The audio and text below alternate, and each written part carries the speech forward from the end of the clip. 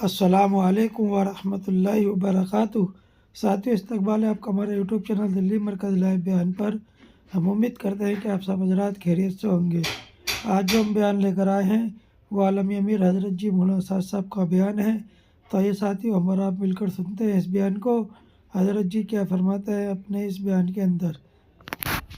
کام چھوٹا ہو یا بڑا، اللہ تعالیٰ کی مدد سے ہی ہوگا۔ کام چھوٹا ہو یا بڑا، اللہ کی مدد سے ہی ہوگا۔ یہاں تک کہ انبیاء علیہ السلام بھی اللہ تعالیٰ کی مدد کے ہر قدم پر محتاج ہیں۔ محتاج ہونے کا مطلب یہ نہیں ہے کہ وہ جانتے ہیں کہ اللہ کے غیر سے نہیں ہوتا، بلکہ محتاج ہونے کا مطلب ان کا اضطراب اور بے چینی ہے۔ وہ اللہ تعالیٰ سے اتنے بے چین ہو کر مدد مانگتے ہیں کہ ان کو چلنے کے لیے کوئی راستہ نظر نہیں آتا۔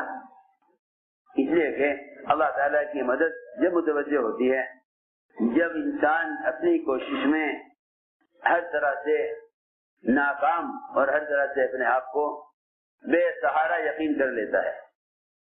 یہ تو معاملہ اللہ کا انبیاء علیہ السلام کے ساتھ ہے۔ یہ معاملہ اللہ کا انبیاء علیہ السلام کے ساتھ ہے کہ جب وہ ظاہری اعتبار سے ہر طرح سے مجبور اور ناکام ہو جائیں تب اللہ تعالیٰ کی مدد آتی ہے۔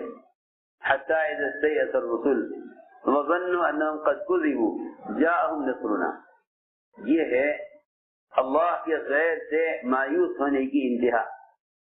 حتی اذا استیأس الرسل وظنوا انهم قد كذبوا جاءهم نصرنا، انبیاء کو یقین ہو جاتا ہے کہ ہماری بات کوئی لینے والا نہیں ہے اور ہر طرح سے بات کا جھٹلانے کا ماحول ہے، جب اللہ تعالیٰ کی مدد آتی ہے۔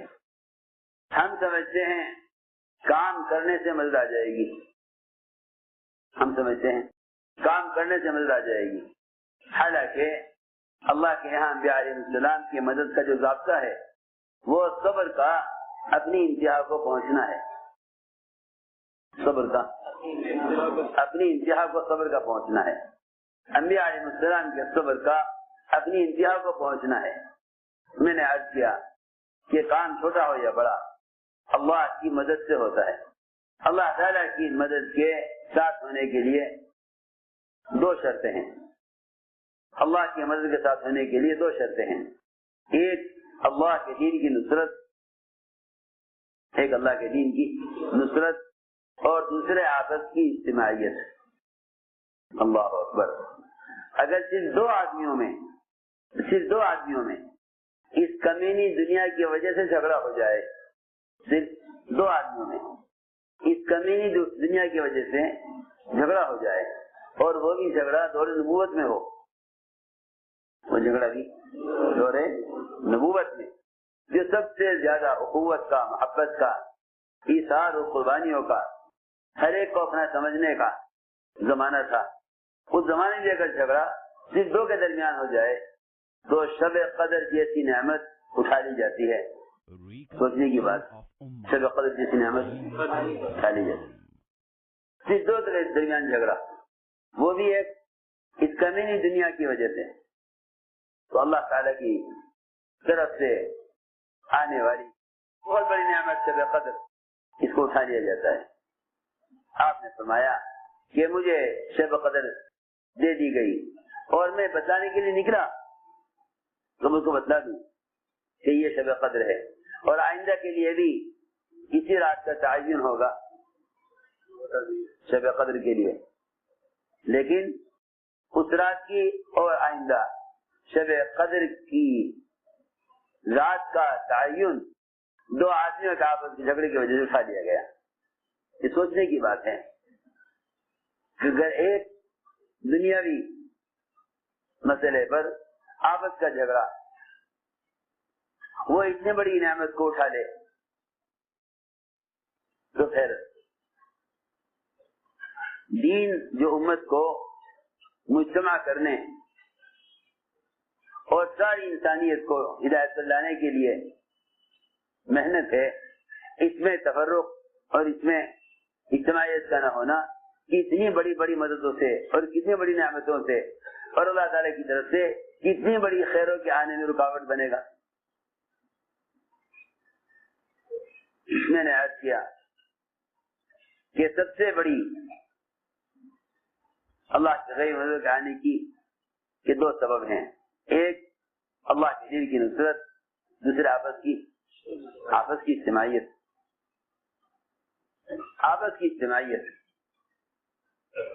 اس آپس کی اجتماعیت کے بھی اسباب ہیں، ان اسباب کو اختیار کرنا چاہیے، ان اسباب کو اختیار کرنا چاہیے، اس لیے کہ جب دین کے کسی کام کو آدمی اپنی طبیعت اور اپنے مزاج کے اعتبار سے کرتا ہے، جب دین کا کوئی کام آدمی اپنی طبیعت اپنی مزاج کے اعتبار سے کرتا ہے تو پھر وہ دین کا کام نہیں بلکہ دنیا کا کام ہو جاتا ہے، پھر وہ کام دنیا کا ہو جاتا ہے، دین کا نہیں رہتا۔ دین کا کام تو یہی ہے کہ تم اپنی چاہت، اپنی طبیعت، اپنے جذبے کو قربان کرو کام پر۔ کوئی کام دین کا کام اپنی چاہت کے اعتبار سے کیا جاتا ہے،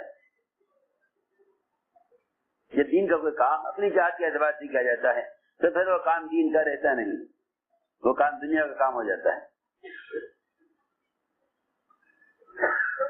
ہم نے عرض کیا کہ ہر کام کی کرنے کا ایک مزاج ہے، ہر کام کی کرنے کا ایک مزاج ہے، اسی طرح نبوت کا بھی ایک مزاج ہے، نبوت کا بھی ایک مزاج ہے۔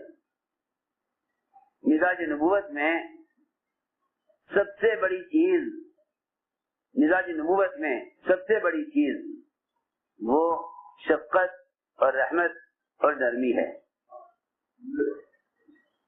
ہم چاہتے ہیں کہ ہم شدت اور قوت سے کسی کام کو کر لیں، شدت اور قوت سے کسی کام کو کر لیں، جو کہیں کہ شدت اور قوت کا استعمال کرنا، شدت اور قوت کا استعمال کرنا دین کے کام کے لیے وہ کافروں کے لیے ہے، وہ کافروں کے لیے ہے، وہ بھی نرمی کے ساتھ دعوت دیتے رہنے کے بعد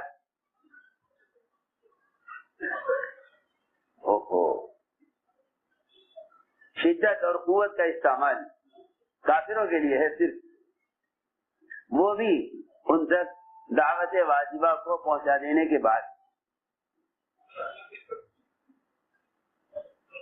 ان تک پھر بھی قتال کے موقع پر کفار کو نرمی کے ساتھ دعوت دینا اس کے باوجود مستحب ہے امام ابو حنیفہ رحمۃ اللہ علیہ کے نزدیک۔ یہ تو میدان قتال میں بھی دعوت دو تو یہ تمہارا یہ عمل دعوت واجبہ کے پہنچانے کے بعد بھی میدان قتال میں دعوت دینا مستحب ہوگا، اور ائمہ کے نزدیک تو نہیں ہے، لیکن امام صاحب کہتے ہیں کہ نہیں، میدان قتال میں دعوت دینا مستحب ہے۔ جہاں پوری قوت اور شدت کا استعمال کرنا ہے وہاں بھی نرمی کے ساتھ دعوت دینے کا حکم ہے۔ آپ جانتے ہیں کہ جرجہ کو خالد بن ولید رضی اللہ تعالیٰ عنہ نے میدان قتال میں دعوت دی، اور اللہ تعالیٰ نے وہاں ان کی دعوت پر جرجہ کو اسلام کی ہدایت دی، جبکہ وہ کوئی عام مشرکین میں سے عام آدمی نہیں تھے، بلکہ روم کی پوری فوج کے سپہ سالار تھے، روم کی فوج کے سپہ سالار تھے۔ میں نے بات صرف اس طرح کی کہ ہم یہ سمجھتے ہیں کہ کسی بات کا فیصلہ ہو جائے تو پھر قوت سے، شدت سے اور اپنے اختیار سے اس کی تنفیذ کی جائے، یہ نبوت کا مزاج نہیں ہے، یہ بادشاہوں کا مزاج ہے، یہ مزاج بادشاہوں کا ہے کہ وہ اپنی قوت فیصلہ سے کام کرتے ہیں،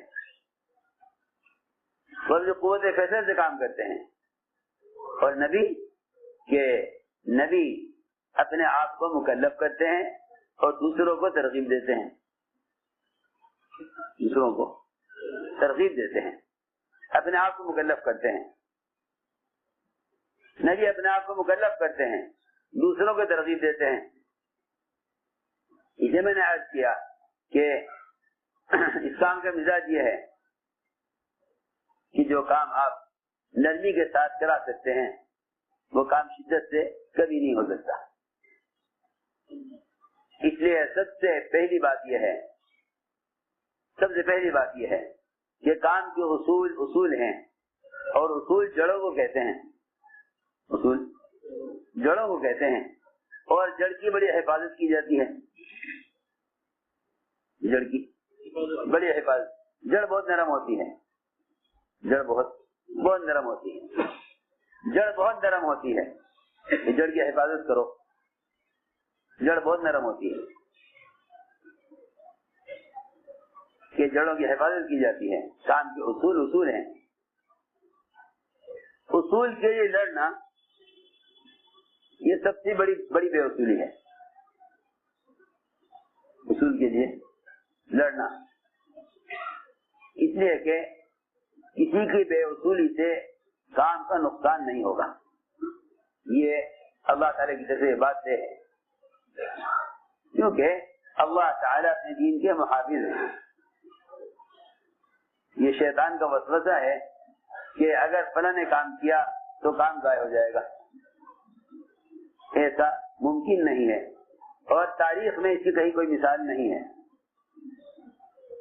عجیب بات آپ کو بتاؤں، تاریخ میں اس کی مثال نہیں ہے کہ اگر فلاں نے کام کیا تو کام ضائع ہو جائے گا، اس لیے کہ اللہ تعالیٰ کا دین اور دین کے تمام شعبے اور دعوت کی حفاظت میں اللہ تعالیٰ کا ضابطہ یہ ہے کہ دین اور دین کی دعوت میں اور دین کے تمام شعبوں میں اصول تو متعدی ہیں، تمہیں میری بات مجھے سننی پڑے گی، اصول تو متعدی ہیں لیکن بے اصولیاں متعدی نہیں ہیں۔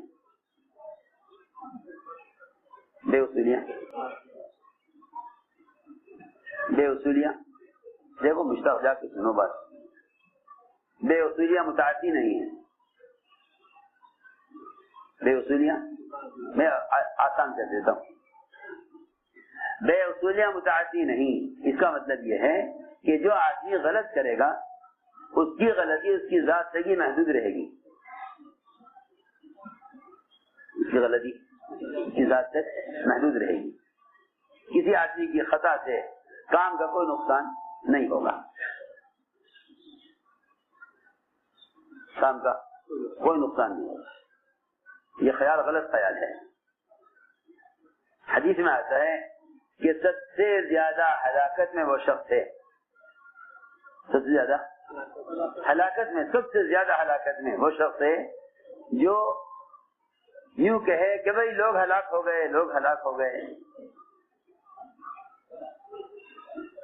لوگ ہلاک ہو گئے، لوگ ہلاک ہو گئے، امت سے کیا ہوگا، امت سے کیا ہوگا، لوگ ہلاک ہو گئے۔ فرمایا حدیث میں جو یہ کہے من قال هلك الناس فهو اهلك، جو یہ کہے کہ لوگ ہلاک ہو گئے وہ خود سب سے بڑی ہلاکت میں ہے۔ ہمارے ایسا فرماتے تھے پر امید رہو، کیا رہو؟ پر امید رہو اور کام میں بشاشت کے ساتھ چلو، ورنہ شیطان تمہیں یہ کہہ کے لڑائے گا آپس میں کہ وہ کہے گا ان سے کام کو نقصان ہو رہا، وہ کہیں گے ان سے کام کو نقصان ہو رہا۔ دو باطل فرقے ایسے ہیں کہ دونوں جہنم میں جائیں گے، مگر دونوں کی بات صحیح ہے۔ قالت اليهود وليست النصارى على شيء وقالت النصارى ليس اليهود على شيء وهم يتلون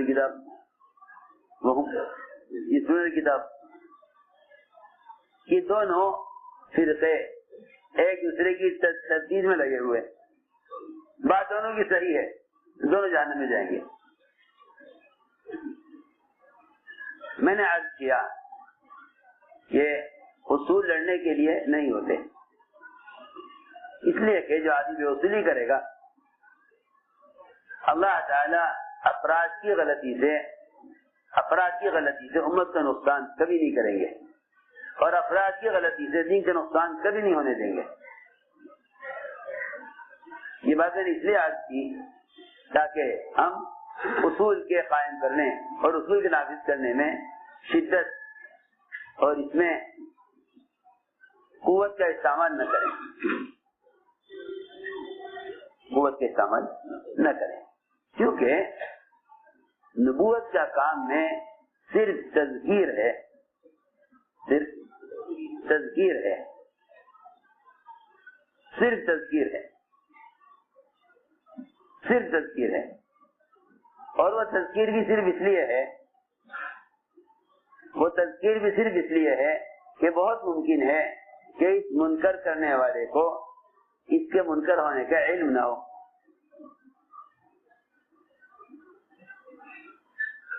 غلط کرنے والے کو اس چیز سے غلط ہونے کا علم نہ ہو، شاید جہالت کی وجہ سے اسے غلطی ہو گئی۔ دیکھو تو صحیح کسی کام کی بات ہے، تذکیر ہے کہ بھئی غلط کرنے والے کو صحیح بات آپ یاد دلا دیجیے، تذکیر ہے صرف، اور تذکیر نفع دیتی ہے۔ میں نے غور کیا کہ آخر تذکیر کا نفع کیا ہے، کہ تذکیر کا نفع یہ ہے کہ تمہارے اور غلط کرنے والوں کے درمیان دوری پیدا نہیں ہوگی، دوری پیدا نہیں، اور اگر تم غلط کرنے والے کو قوت سے روکنے پر آ گئے تو تمہارے ان کے درمیان تقابل پیدا ہو جائے گا۔ اس لیے منکر سے روکنے کے لیے استطاعت کو شرط قرار دیا، معروفات کو لانے کے لیے استطاعت شرط نہیں، معروفات کو لانے کے لیے استطاعت شرط نہیں، استطاعت شرط نہیں نیکی پر لانے کے لیے، لیکن منکر سے روکنے کے لیے استطاعت شرط ہے۔ اگر آپ میں ہاتھ اور زبان کے استعمال کی قوت نہیں ہے تو پھر آپ کے ذمہ یہ ہے کہ آپ تنہائی کی دعاؤں کے ذریعے اللہ سے کہہ کر اس منکر کو ختم کرا لیں، بس۔ اور فرمایا کہ یہ ایمان کا سب سے ادنا اور ضعیف ترین درجہ ہے، روایت میں ہے ذالک اضعف الایمان۔ میں نے عرض کیا کہ ہم ایک چیز کو ہونا سے کر لیتے ہیں اور پھر ساری قوت اس چیز کو وجود لانے کے لیے استعمال کرتے ہیں، ایک چیز کو غلط سمجھتے ہیں پھر ساری قوت اس غلطی کو کی اصلاح پر صرف کر دیتے ہیں۔ میں عرض کرتا ہوں کہ اس زمانے میں فساد اور اختلافات کی وجہ یہ ہے کہ جتنی قوت امت کو معروفات پر لانے کے لیے استعمال کرنی چاہیے تھی اس سے زیادہ قوت منکر سے روکنے پر اس طرف ہو رہی ہے، اس سے زیادہ قوت منکر سے روکنے پر طرف ہو رہی ہے۔ یہ بہت بڑی غلطی ہے، بہت بڑی غلطی ہے۔ جتنی قوت امت کو معروفات پر لانے کے لیے استعمال ہونی چاہیے تھی اس سے کہیں زیادہ قوت امت کو منکر سے روکنے کے لیے خرچ ہو رہی ہے، اور یہ ایک حقیقت ہے اور انسان کی فطرت ہے کہ جس چیز سے انسان کو روکنے کے لیے قوت استعمال کی جاتی ہے، غلط کرنے والے بھی قوت کو استعمال کرتے ہیں غلط پر جمنے کے لیے، پھر کوئی سبب باقی نہیں رہتا ان کے قریب ہونے کا یا ان کو صحیح بات پر لانے کا، پھر کوئی راستہ باقی نہیں رہتا۔ اس لیے ہم نے عرض کیا کہ کام کے اصول یہ نرمی اور شفقت کے ساتھ قائم کیے جاتے ہیں، جس کا سب سے آسان راستہ تذکیر ہے۔ نبی کو حکم ہے ذکر فإن ذکرى تنفع المؤمنین، آپ سے یاد دلائیے اس لیے کہ آپ کا یاد دلانا امت کے لیے نفع کا سبب ہے، یہ امت کو نفع دے گا۔ اس لیے میں نے عرض کیا کہ دین میں، دعوت میں، شریعت میں غلط کرنے والوں کا مواخذہ نہیں ہے، غلط کرنے والوں کا مواخذہ نہیں ہے، بلکہ غلطی کرنے والے سے مذاکرہ ہے، غلط کرنے والے سے مذاکرہ ہے، مواخذہ نہیں ہے۔ غلط کرنے والے سے مذاکرہ ہے، مواخذہ نہیں ہے۔ آپ کی مسجد میں ایک آدمی نے پیشاب کیا، صحابہ دوڑے روکنے کے لیے کہ غلط ہو رہا ہے، صحابہ دوڑے روکنے کے لیے کہ غلط ہو رہا۔ آپ صلی اللہ علیہ وسلم نے پہلا معاملہ شفقت کا کیا اور صحابہ کو آپ نے روک دیا، اور شفقت کا معاملہ یہ کیا کہ اگر اس کا پیشاب درمیان میں روکا گیا تو اس کو تکلیف ہوگی۔ اس طرف کسی کا خیال نہ گیا کہ ایک مومن کو ایذا پہنچانا، ایک مومن کو ایذا پہنچانا یہ ایک مسجد کے ناپاک ہو جانے سے کہیں زیادہ بڑا ہے، اس سے خیال نہ گیا کہ ایک مومن کو ایذا پہنچانا ایک مسجد ناپاک ہونے سے کہیں زیادہ بڑا ہے۔ کیوں؟ اس لیے کہ ایک عام سے عام مسلمان کا مقام بیت اللہ سے اونچا ہے، عام سے عام مسلمان اس کا مقام بیت اللہ سے بہت اونچا ہے، بہت اونچا ہے بیت اللہ سے ایک مسلمان کا مقام، ایک مسلمان کا مقام بیت اللہ سے بہت اونچا ہے۔ اسے حضور اکرم صلی اللہ علیہ وسلم نے متعدد روایتوں میں اور واقعات میں مسلمان کی تحقیر سے بہت ڈرایا ہے، مسلمان کی تحقیر سے بہت ڈرایا ہے، اس لیے کہ کسی مسلمان کی تحقیر اسلام سے محرومی تک کا سبب بن جاتی ہے۔ کسی مسلمان کی تحقیر اسلام سے محرومیت کا سبب بن جاتی ہے۔ میں نے کل بھی عرض کیا تھا کہ حضور اکرم صلی اللہ علیہ وسلم کے حضرت اسامہ کے انتظار کرنے پر اہل یمن کا یہ کہنا کہ اس کے انتظار میں ہمیں سب کو روکے رکھا، اس کی کیا حیثیت ہے؟ بس اتنی بات کہہ دینا اہل یمن کے مرتد ہونے کے لیے کافی ہو گیا، اہل یمن کے اطلاع کے لیے کافی ہو گیا۔ حضرت اسامہ رضی اللہ تعالیٰ عنہ کے انتظار کو حقیر سمجھنا اہل یمن کے اطلاع کے لیے کافی ہو گیا، اس لیے فرمایا یہ تو معاملہ غلطی کرنے والے کے ساتھ معاملہ شفقت کا کرو۔ صحابہ دوڑے روکنے کے لیے فرمایا اسے پیشاب پورا کرنے دو، اس نے پورا پیشاب کیا، پھر اس کو بلا کر تعلیم دی، اس کو بلا کر تعلیم دی، اس کو بلا کر تعلیم دی، کیونکہ کوئی زیادتی کرے شریعت میں یا کوئی زیادتی کرے آپ کی ذات کے ساتھ، دونوں میں تعلیم کا حکم ہے، دونوں میں تعلیم کا حکم ہے۔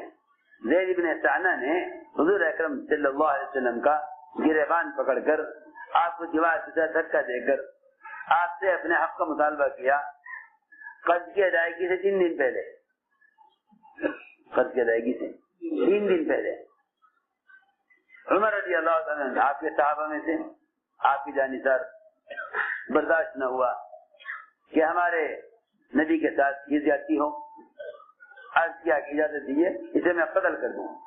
فرمایا نہیں عمر، یہ تم نے کیا کیا؟ یہ وقت تو غلطی کرنے والے اور جہالت سے پیش آنے والے کے ساتھ یہ وقت تو اس کو سکھلانے کا ہے، یہ وقت اس کو سکھلانے کا ہے۔ ہاں دیکھو روایت میں یہ وقت اس کو سکھلانے کا ہے، تم تعلیم دو اس کو، روایت میں ہے کہ عمر تم اس کو سکھلاؤ کہ اسلام میں اپنے حق کا مطالبہ کرنے کا کیا طریقہ ہے، اسلام میں اپنے حق کا مطالبہ کرنے کا کیا طریقہ ہے۔ کہ عمر یہ تم نے کیا کیا؟ اصول یہ ہے اس کام کا کہ جو آدمی تمہاری حمایت میں کھڑا ہو تم اس کو دبا کر رکھو، تب تو غیر قریب آئیں گے، اور اگر تم نے اپنی مدد کے لیے اپنے حمایتی کو کھڑا کر دیا تو پھر امت کے اندر آپس کا جھگڑے اور تقابل پیدا ہوگا۔ دیکھو یاد رکھو، جب تمہاری حمایت میں کوئی کھڑا ہو جائے تو تم اپنے حمایتی کو دبا کر رکھو۔ حضور اکرم صلی اللہ علیہ وسلم نے حضرت عمر سے فرمایا کہ عمر یہ تم نے کیا کیا؟ عمر یہ تم نے کیا کیا؟ مجھ سے کہتے کہ میں اس کا حق ادا کروں، مجھ سے کہتے میں اس کا حق ادا کروں، اور اس سے کہتے کہ یہ اسلام میں اپنے حق کے مطالبے کا طریقہ یہ نہیں جو آپ نے اختیار کیا، بلکہ اسلام میں اپنے حق کے مطالبے کا یہ طریقہ ہے۔ اس کو اسلام میں اخلاق سکھلاتے کہ اسلام میں اخلاق کیا ہے اور اپنے حق کا مطالبہ کرنے کا کیا طریقہ ہے۔ تو ہم نے عرض کیا کہ تعلیم اور تذکیر یہ دعوت کا اصل مقصد ہے۔ اب ایسا معلوم ہوتا ہے کہ ایک دوسرے کو صحیح بات پر لانے کے لیے تعلیم اور تذکیر اور اکرام کا معمول چھوڑ دیا گیا۔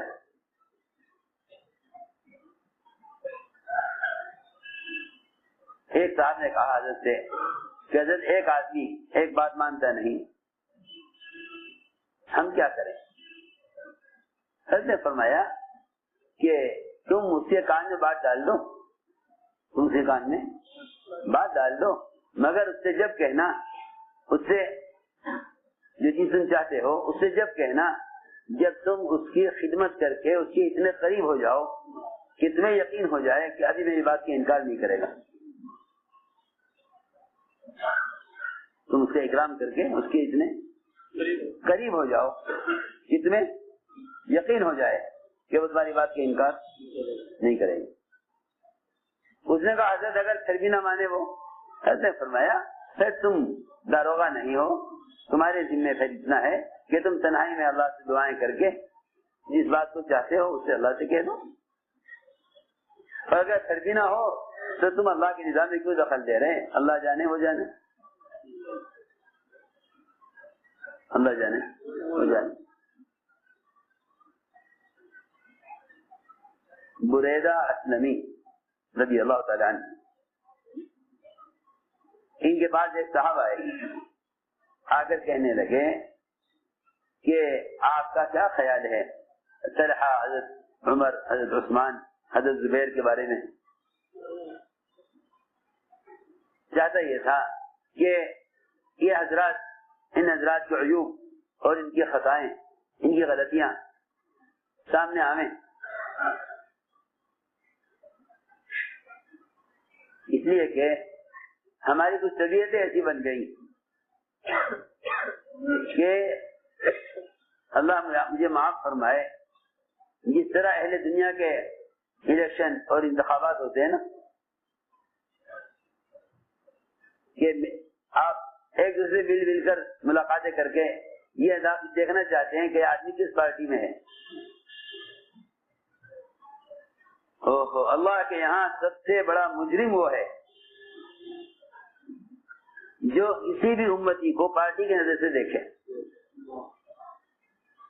اللہ کے یہاں سب سے بڑا مجرم وہ ہے جو کسی بھی امتی کو پارٹی کی نظر سے دیکھے۔ اللہ کے یہاں سب سے بڑا مجرم وہ شخص ہے جو کسی امتی کو پارٹی کی نظر سے دیکھے کہ آدمی کس پارٹی کا ہے۔ اس کے لیے تو اہل دنیا اور دنیا والوں کی سیاست کافی ہے کہ وہ کسی بھی انسان کو اس طرح سے دیکھتے ہیں کہ یہ کس پارٹی کا ہے۔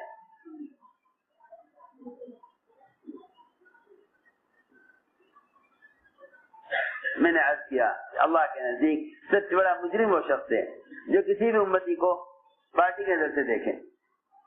چنانچہ صاحب آئے حضرت بریدہ اسلمی کے پاس اور آ کر یہ کہا، جا کر سننا بات، آ کر یہ کہا کہ آپ کا حضرت طلحہ، زبیر، حضرت عمر اور عثمان کے بارے میں کیا خیال ہے؟ ان کے دل کی بات نکلواؤں تاکہ مجھے معلوم ہو جائے کہ یہ ان کے ساتھ ہیں یا نہیں ہیں، کہ بھائی ان کے عیب بیان کرو. دیکھتے ہیں کہ عیب بیان کرتے ہیں یا خوبی بیان کرتے ہیں. اگر یہ خوبیاں بیان کریں تو ان کی پارٹی کے ہیں، ان کی کمزوری بیان کریں تو ان کے مخالف ہیں. تو مجھے معلوم ہو جائے گا کہ یہ کس طرف ہیں. کیا ادب تھا صحابہ کا. بریدہ اسلمی رضی اللہ تعالیٰ عنہ سے جیسے ہی اس نے آ کر یہ سوال کیا، بریدہ اسلمی رضی اللہ تعالیٰ عنہ نے فوراً رخ کر لیا قبلے کی طرف اور اس آنے والے سے رخ پھیر لیا اور یہ فرمایا اس آنے والے سے کہ تو مجھے قتل کرنے کے لیے آیا ہے، تو مجھے قتل کرنے کے لیے آیا. یہ فرمایا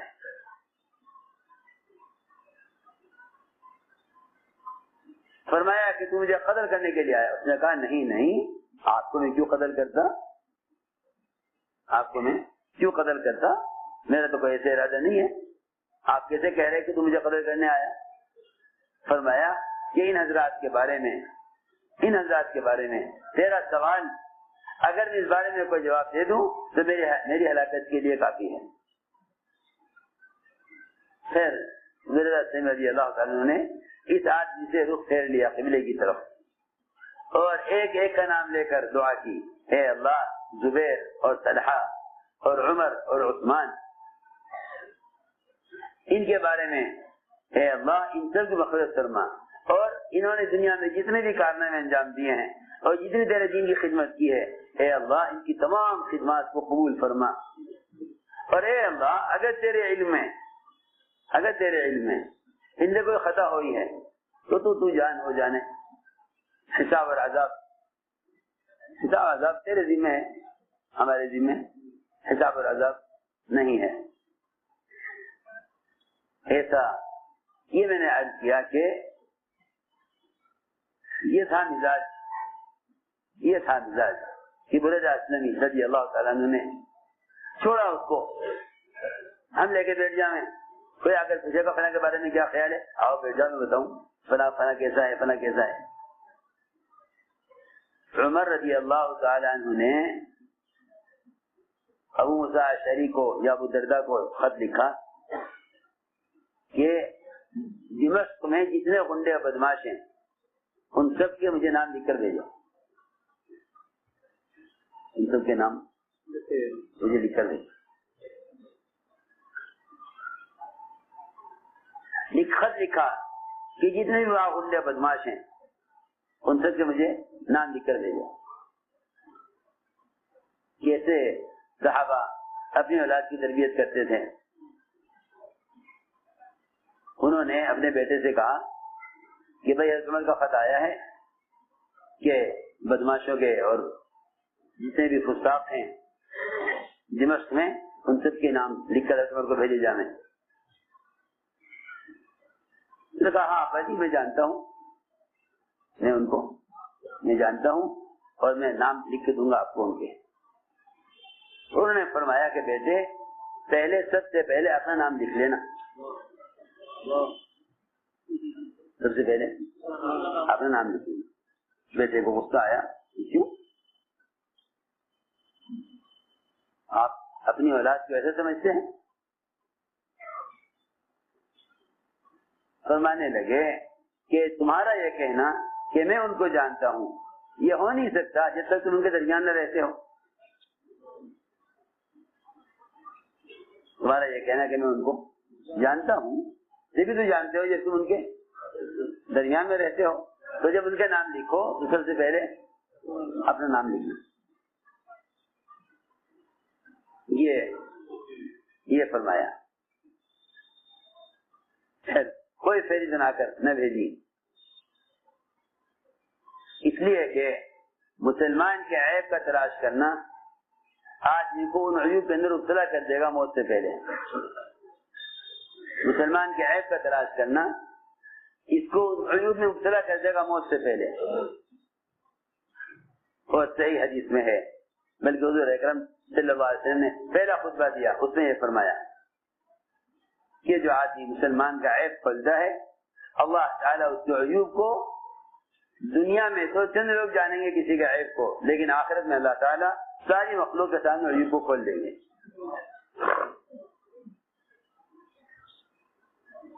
وہ اصل میں جب آدمی کے اندر دو بیماریاں پیدا ہو جاتی ہیں، عجب اور کبر، اپنے آپ کو دوسرے سے بہتر سمجھنا یا اپنے آپ کو دوسرے سے بڑا سمجھنا، تو پھر ایسے آدمی کے لیے مسلمان کے عیب کا بیان کرنا آسان ہو جاتا ہے، کیونکہ وہ اپنے آپ کو دوسرے سے بہتر سمجھ لیتا ہے، اپنے آپ کو دوسرے سے بہتر سمجھ لیتا ہے۔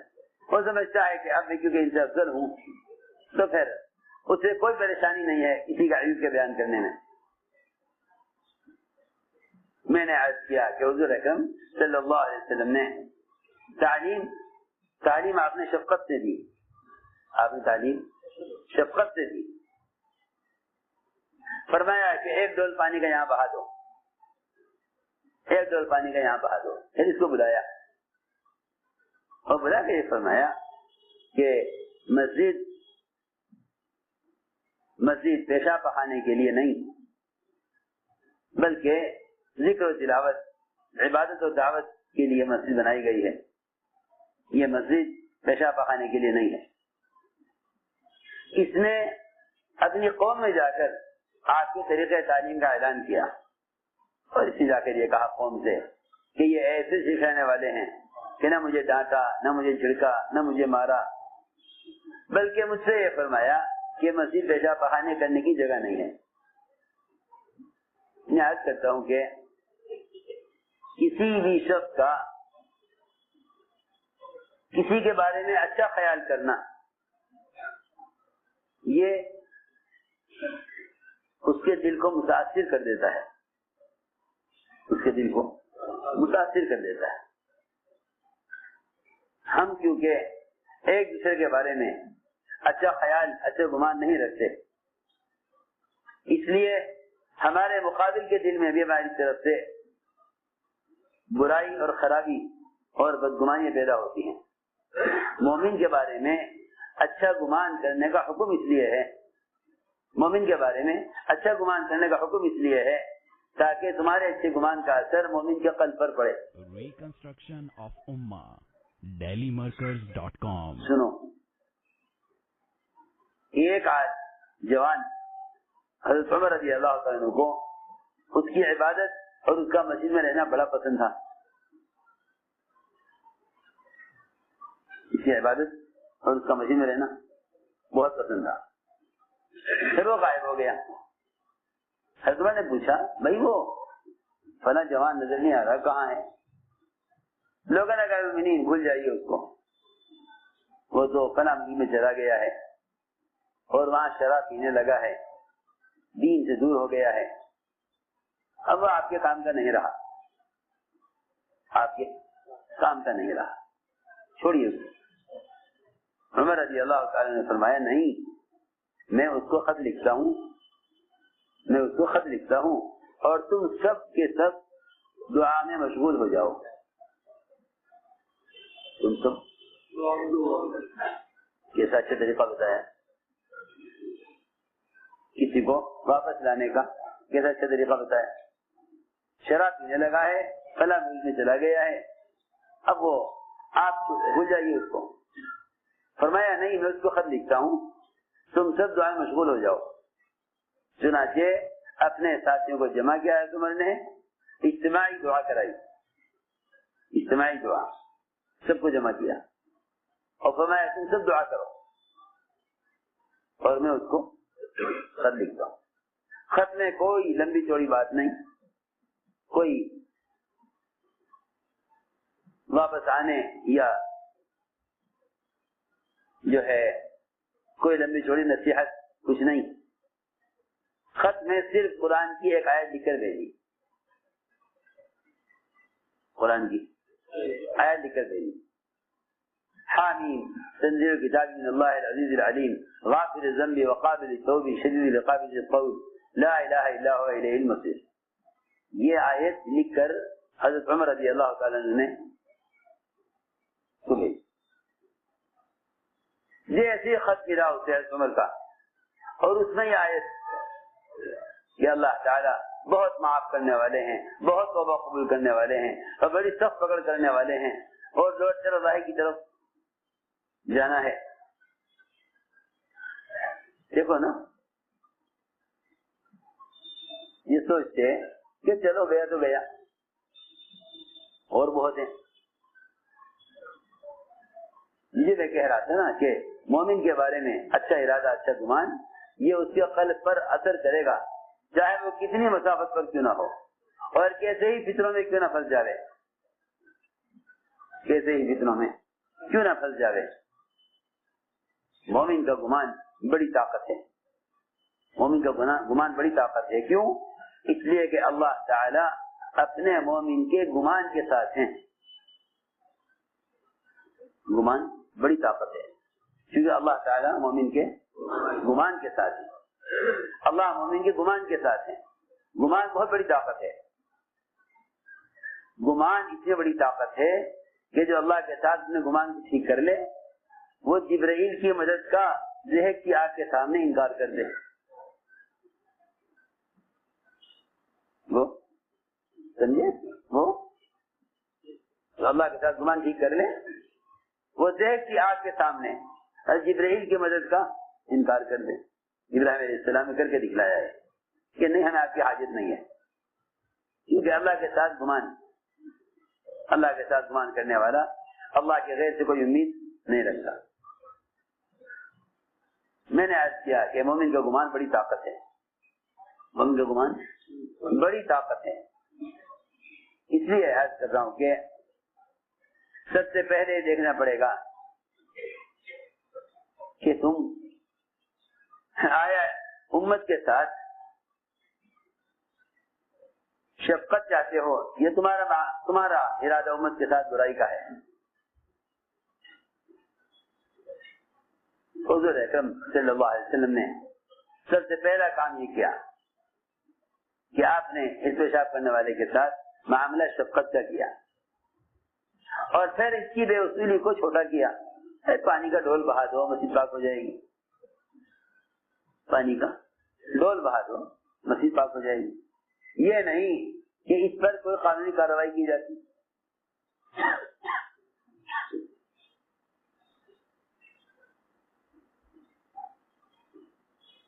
اس لیے کہ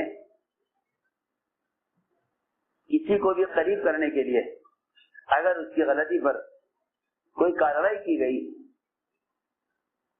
تو یہ کارروائی دوریوں کا اور فاصلے پیدا کرنے کا سبب بنتی ہے۔ یہ ہمیشہ یاد رکھو، یہ ہمیشہ یاد رکھو کہ انتقام کا جذبہ، انتقام کا جذبہ یہ ہمیشہ دوریاں پیدا کرتا ہے،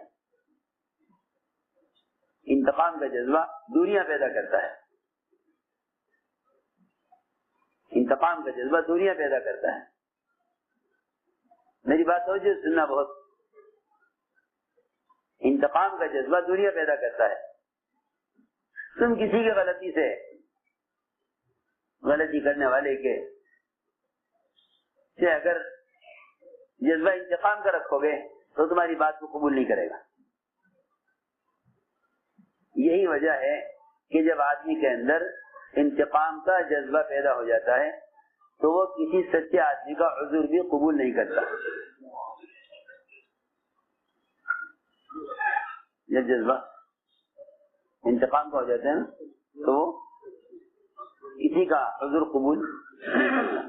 حضور اکرم صلی اللہ علیہ وسلم نے امت کی اجتماعیت کے لیے، امت کی اجتماعیت کے لیے حضور اکرم صلی اللہ علیہ وسلم نے، سننا میں کچھ کہنا چاہتا ہوں، حضور اکرم صلی اللہ علیہ وسلم نے امت کی اجتماعیت کے لیے غلط کرنے والے کے عذر کو قبول کرنا سکھلایا۔ حضور اکرم صلی اللہ علیہ وسلم نے غلطی کرنے والے کے، امت کی اجتماعیت کے لیے غلطی کرنے والے کے عذر کو قبول کرنا سکھلایا۔ میرے پورے جملے پر غور کرنا پڑے گا، سب بات مقصد کو پہنچے گی۔ حضور اکرم صلی اللہ علیہ وسلم نے امت کی اجتماعیت کے لیے غلطی کرنے والے کے عذر کو قبول کرنا سکھلایا کہ غلطی کرنے والے کے عذر کو قبول کرو، غلط کرنے والے کے عذر کو قبول کرو. اگر تم نے اس کے عذر کو قبول نہیں کیا تو امت میں اجتماعیت نہیں ہو سکتی. اس کا مطلب یہ ہوگا کہ جماعت ایک پارٹی بن جائے جو اس کے مرضی کے مطابق کام کرے، وہ جماعت میں رہے، باقی نکل جائے.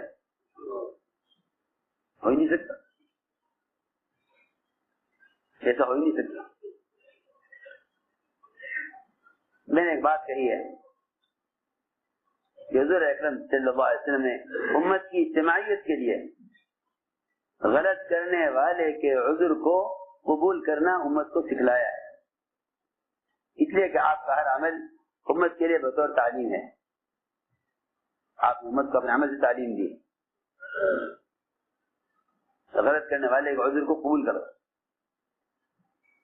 غلط کرنے والے کے عذر کو قبول کرو. اللہ اکبر. جو کافر تلوار کے نیچے آ جائے، جو کافر تلوار کے نیچے آ جائے اور تلوار پڑتی ہوئی دیکھ کر کلمہ پڑھ لے،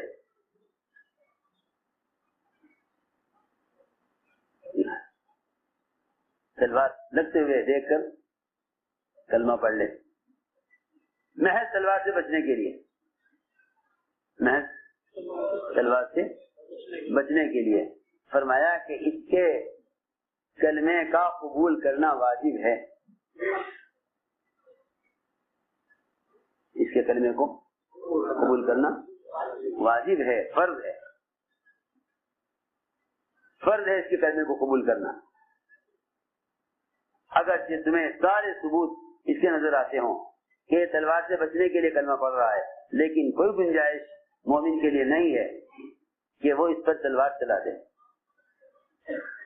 اس پر کوئی گنجائش نہیں. تم اپنے ہاتھ کو فوراً روک لو، اپنے ہاتھ کو فوراً روک لو.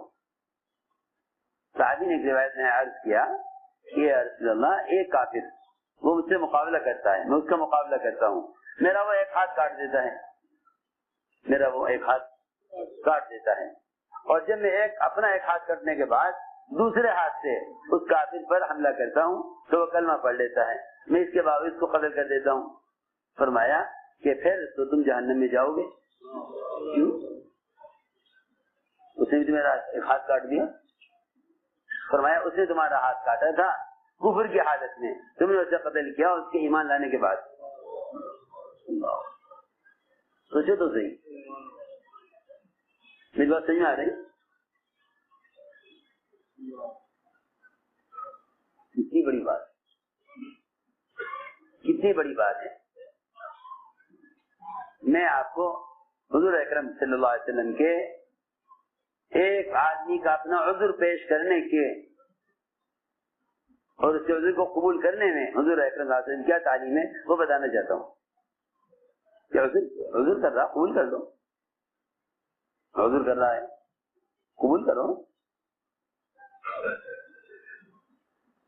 یہ تو نہیں کہ آپ کسی کے بارے میں سوچ لیں کہ آدمی ہماری پارٹی کا نہیں ہے.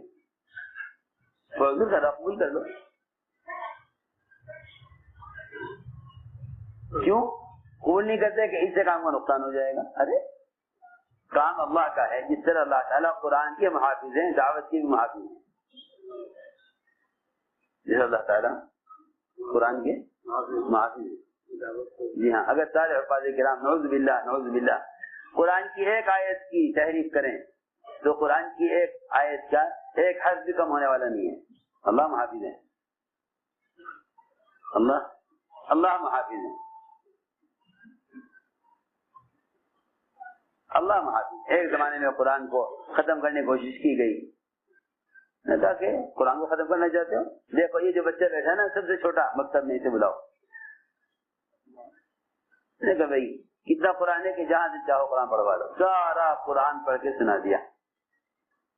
کتنے بچہ قتل کرو گے قرآن کو ختم کرنے کے لیے؟ اللہ تعالیٰ جس طرح قرآن کے محافظ ہیں، ذکر سے متعلق جو بھی چیز ہے اللہ اس کے محافظ ہیں. اس لیے کہ اللہ تعالیٰ نے دین کے سارے شعبوں کی حفاظت اپنے ذمہ لی ہے. میں نے عرض کیا کہ حضور اکرم صلی اللہ علیہ وسلم نے عذر کا قبول کرنا سکھلایا امت کی اجتماعیت کے لیے. پہلی بات یہ ہے کہ غلط کرنے والے کے عذر کو قبول کرو، غلطی کرنے والے کے عذر کو قبول کرو. حاطب بن ابی بلتعہ نے مکے والوں کو خط لکھ دیا کہ محمد صلی اللہ علیہ وسلم تم پر حملہ کرنے والے ہیں اور تیاری کر رہے ہیں. یہ خط لکھ دیا مکے والوں کو. بہت بڑی غلطی ہوئی، بہت بڑی غلطی ہوئی. اسلام کا ایک راز کھول دیا. حضور اکرم صلی اللہ علیہ وسلم کو اللہ نے وحی سے بتا دیا، اللہ نے آپ کو وحی سے بتا دیا کہ حافظ نے خط لکھا ہے، فلاں عورت مقام خاک پر، روضہ خاک پر اس خط کو لے کر جا رہی ہے، خط منگواؤ. آپ نے 2 صحابی تیز گھوڑوں پر سوار روانہ کیے. وہی اسی مقام پر عورت ملی جیسا آپ نے فرمایا. اس سے خط مانگا، نکلوا کے لائے. خط کھلا تو حاتم نے بلتعہ کا خط، کفار مکہ کے نام، اور اس میں آپ کے رات کو کھول دیا اور آپ کے مکہ مکرمہ پر حملہ کرنے کی خبر کفار کو کر دی. خط تو مل گیا، راستے میں سے پکڑا گیا، لیکن آپ نے یہ فرمایا کہ حافظ سے پہلے پوچھو اس نے ایسا کیوں کیا. میں کوئی بہت بڑی عبادت کر رہا، یہ نہیں کہ تم حافظ کے خلاف کوئی مقدمہ قائم کر دو، نہیں. حافظ سے پوچھو اس نے ایسا کیوں کیا. حضرت عمر نے کہا کہ اجازت دی اسے قتل کر دیں.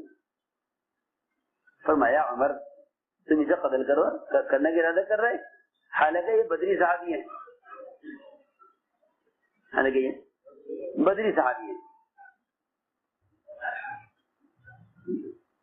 یہ ان سے کام کو نقصان ہو رہا ہے. ارے میں تو عرض کر چکا کہ اگر کفار مکہ پر آپ کے حملے کی تیاری کی خبر کر دی جاوے اور وہی مقابلے میں تیاری کر لیں تو نعوذ باللہ یا اللہ تعالیٰ اپنی مدد روک دیں گے نبی سے کہ جی کیونکہ کفار کو معلوم ہو گیا ہے اب ان کی طاقت زیادہ ہو جائے گی تو مسلمان کفار کی قوت کا مقابلہ نہیں کر سکیں گے. کتنی غلط بات، کتنی غلط سوچ. حالانکہ نبی کے ساتھ اللہ کی مدد تو اتنی یقینی ہے کہ اگر کسی کا گمان یہ ہو کہ اللہ اپنے نبی کی مدد نہیں کریں گے تو اس کو چاہیے کہ وہ اپنے گھر کی چھت میں رستہ ڈالے اور ٹھنڈا بنا کر اس میں گلا پھنسائے اور لٹک کر خودکشی کر لے تاکہ اس کی الجھن ختم ہو جائے. ہاں یہ فرمایا، تاکہ اس کی الجھن ختم ہو جائے. گلا پھنسائے اپنا رستے کے اندر ٹھنڈے میں اور خودکشی کر لے. عجیب قرآن کی آیت کا ترجمہ ہے، من کان یظن ان لن ینصرہ اللہ فی الدنیا والآخرہ فلیمدد بسببه الى السماء ثم لیقطع فلینظر هل یذهبن کیدہ ما یغیظ. اس کی الجھن ختم ہو گئی یا نہیں، کر کے دیکھ لیں. ہاں یہ بتایا انجام اس کا جس کا خیال یہ ہو کہ اللہ نبی کی مدد نہیں کریں گے. آپ نے یہ نہ فرمایا کہ ہاں اسے قتل کر دو کہ اس سے کام کو نقصان ہوگا. فرمایا نہیں، عمر یہ بدری صحابی ہیں، اس لیے ہمارے لیے اصول ہے یہ کہ جب بھی کسی کو غلطی ہو اسے چاہیے کہ اس کی قربانیوں کو دیکھیں، کوتاہیوں کو نہ دیکھیں. کوتاہیوں کو مت دیکھو، قربانیوں کو دیکھو. کوتاہیوں کو مت دیکھو، قربانیوں کو دیکھو. بلایا ہے حاتم کو، یہ حاتم یہ تم نے کیا کیا؟ عرض کیا کہ اللہ کی مدد آپ کے ساتھ حق ہے، اللہ کی مدد آپ کے ساتھ حق ہے اور اللہ تعالیٰ آپ کو غیروں کے حوالے کرنے والے نہیں، اس کا مجھے یقین ہے اور میں نے اسی یقین کی وجہ سے تو یہ کیا ہے کہ آپ کو کوئی نقصان ہوگا نہیں، لیکن میرے بچوں کی حفاظت ہو جائے گی، آپ کو کوئی نقصان ہوگا نہیں مگر میرے بچوں کی۔ میرے بچے وہاں رہتے ہیں مکے میں، اور وہ کیونکہ ابھی اسلام میں نہیں آئے، اب آپ حملہ کرتے تو میرے بچوں کی حفاظت کون کرتا؟ کیونکہ میں اسلام مسلمان ہو گیا۔ میں نے اپنے بچوں کی حفاظت کے لیے وہاں کے مشرکین پر احسان کیا ہے، تاکہ اس احسان کے بدلے میں وہ میرے بچوں کی حفاظت کر لیں۔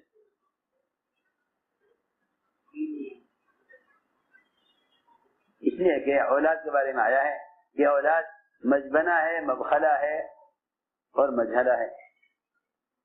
اولاد مجبنہ، مبخلہ اور مجبنہ، مبخلہ، مجھلہ، اولاد کے بارے میں فرمایا کہ آدمی بزدل ہو جاتا ہے اولاد کی وجہ سے، آدمی بزدل ہو جاتا ہے اولاد کی وجہ سے، اور آدمی بخل کرتا ہے اولاد کی وجہ سے، کسی کو نہیں دیتا کچھ کہ بچے کا کام آ جائے گا۔ اور تیسری بات یہ ہے کہ اولاد مجھلہ بھی ہے کہ آدمی نادانی کی حرکت کر بیٹھتا ہے اپنی اولاد کی وجہ سے۔ وہ یہ نادانی حضرت حافظ سے اپنی اولاد کی حفاظت میں اور اولاد کی محبت میں ہو گئی۔ یہ میں جو بات میں نے عرض کی تھی نا کہ غلطی کرنے والے کو عذر کو قبول کرو، غلطی کرنے والے کو عذر کو قبول کر لو،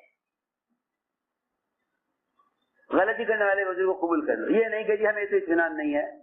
ارے حضور اکرم صلی اللہ علیہ وسلم نے فرمایا کہ تم نے اس کافر کا دل پھاڑ کر کیوں نہ دیکھا جس نے تمہاری تلوار دیکھ کر کلمہ پڑھا تھا؟ اگر دل پھاڑ کر دیکھتے تب بھی سے کلمہ نہ ملتا۔ مطلب یہ تھا